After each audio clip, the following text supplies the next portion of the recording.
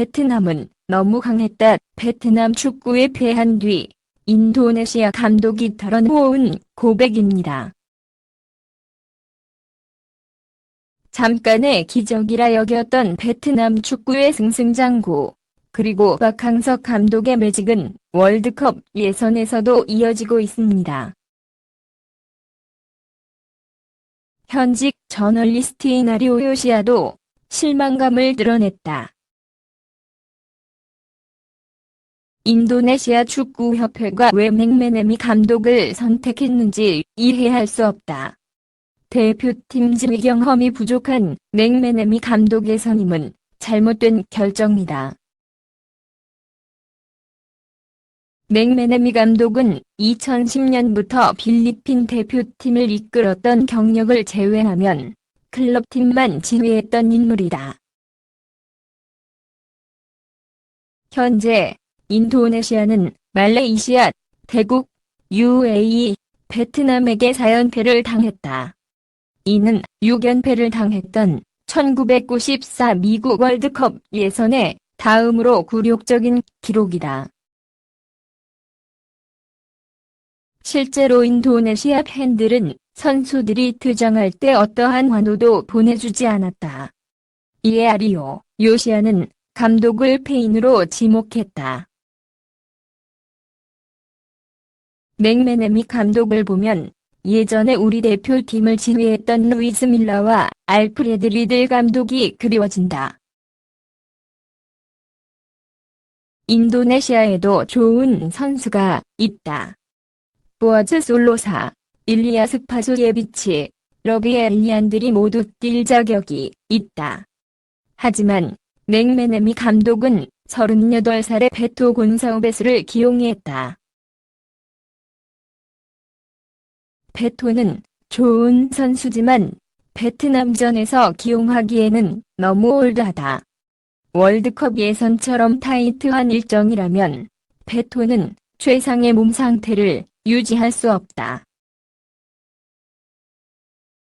밀라 혹은 리들 감독이었다면 선수들의 장단점을 알고 있으니 이런 짓을 안 했을 거다. 솔직히 맥메네미 감독은 여기서 끝날 것 같다. 이에 요시오는 박항서 감독에 대한 존경심을 드러내면서 그의 존재야말로 베트남 축구를 위한 선물 그 자체라며 높이 평가했다. 박항서 감독은 정말이지 베트남 축구 역사상 최고의 감독이다. 그는 베트남 대표팀을 예전과 완전히 다른 모습으로 변화시켰다. 지난 경기에서 베트남 선수들은 마치 홈에서 뛰는 것처럼 자유롭고 자신감 있게 플레이하더라. 그들은 우리와 달리 어떻게 뛰어야 하는지 알고 있었다. 박항서 감독이 놀라운 또 하나의 이유는 단 몇 분 만에 우리의 약점을 포착했다는 점이다. 맥메네미 감독의 전술은 아주 간단해서 약점을 쉽게 노출한다. 우리 인도네시아 대표팀에게는 박항서 감독 같은 지도자가 필요하다. 박항서 감독이 베트남에서 놀라운 성과를 보여주자 동남아시아 팀들은 한국과 일본에서 지도자를 데려오기 시작했다. 특히 태국 대표팀은 지난 7월 일본 출신의 니시누아 기라 감독을 선임했다. 요시오 저널리스트도 이에 관해 한마디 했다. 아마도 인도네시아는 베트남처럼 한국이나 일본 감독을 데려와야 할 것 같다. 두 나라는 아시아 축구의 전형과도 같다. 또한 인도네시아라는 국가와 선수들의 개성도 잘 이해할 것이다. 어쨌든 우리가 좋은 감독을 찾길 바란다. 베트남 언론이 박항서 감독에게 저주 파괴자의 영예를 안겼다.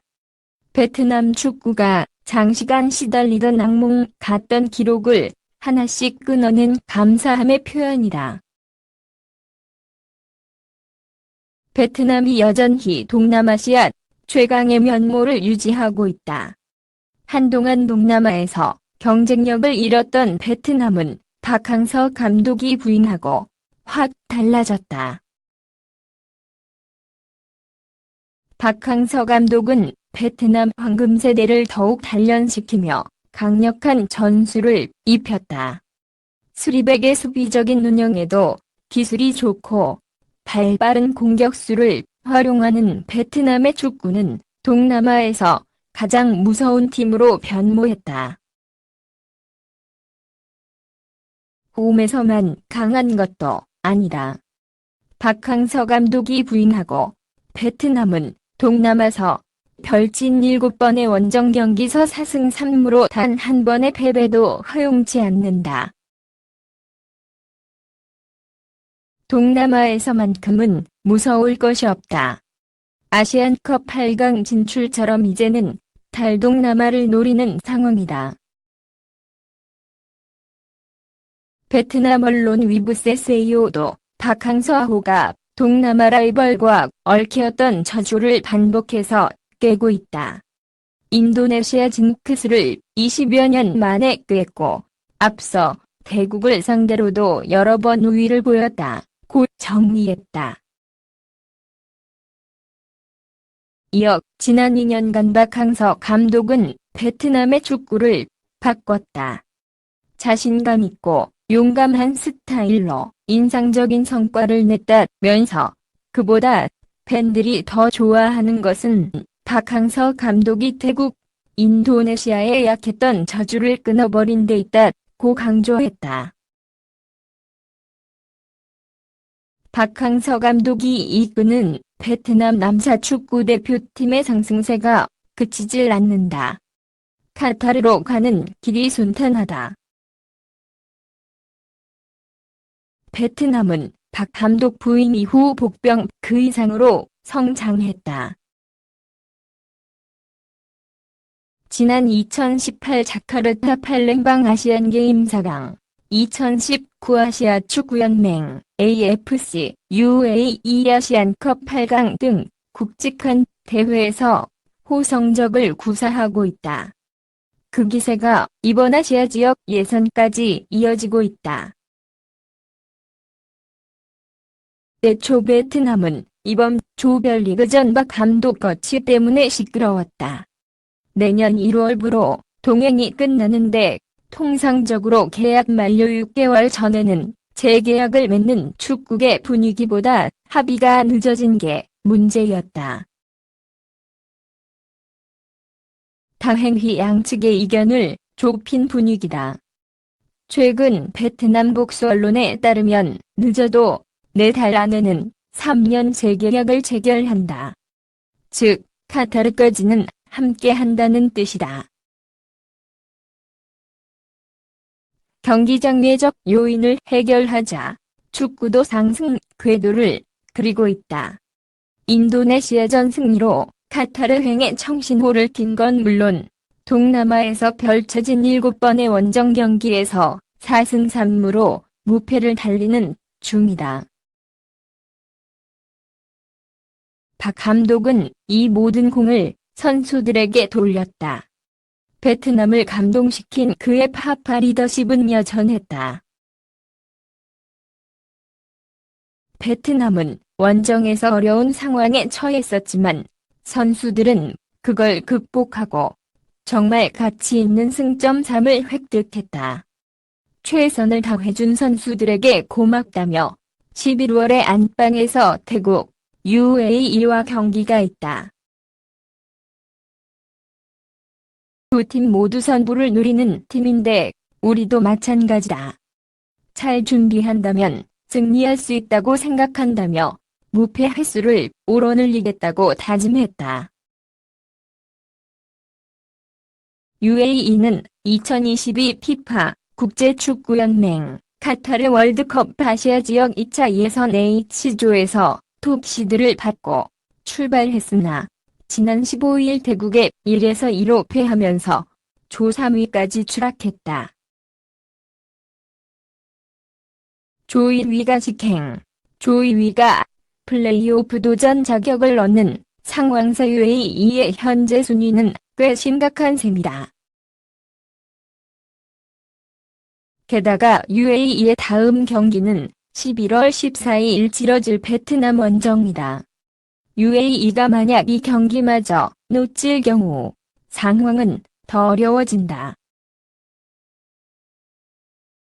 이에 UAE 신문 코란은 17일 한국 시간 박항서 감독이 이끄는 베트남전이 대단히 중요하다고 분석했다. 코란은 베트남은 박항서 감독의 지휘 아래 견고한 수비를 갖추고 있다. 이 부분을 공략할 수 있어야 한다. 만약 박항서 감독의 전술을 뚫지 못한다면 월드컵에 나가는 걸 기대해서는 안 된다. 이 연패는 곧 탈락을 의미한다라며 베트남전이 승부처가 될 것이라 내다봤다. 물론 박항서 감독과 베트남도 가만히 당하고 있지는 않을 터다. 베트남 역시 이 경기를 이길 경우 조선으로 치고 나갈 기회여서 놓칠 수 없다. 박항서 감독은 남은 모든 경기를 승리를 목표로 준비할 것이라며 UAE전도 필승을 다짐했다. 박항서 감독의 전략을 얼마나 잘 대비하느냐에 따라 최종 예선 희망이 판가름 날 묘한 처지 UAE다. 나는 너에게 좋은 하루 보내길 바래. 동영상에 맘에 드시면 구독 부탁드립니다.